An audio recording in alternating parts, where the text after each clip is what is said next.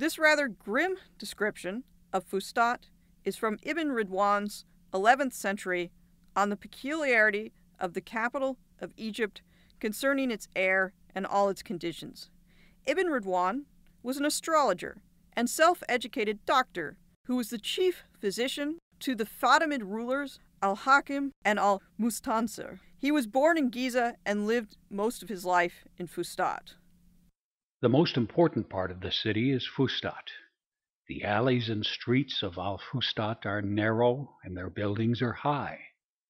The people of Al-Fustat are in the habit of throwing whatever dies in their homes, cats, dogs, and other animals that are household companions, out into the streets and alleys where they decay and their corruption mixes with the air.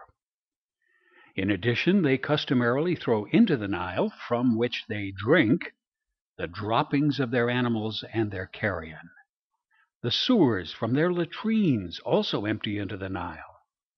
Sometimes, when the flow of water is cut off, the people drink this corruption mingled with the water.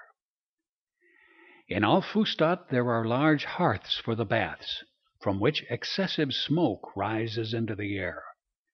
Moreover, there is a great deal of dust from the fineness of the soil, so that in the summertime the air appears dingy.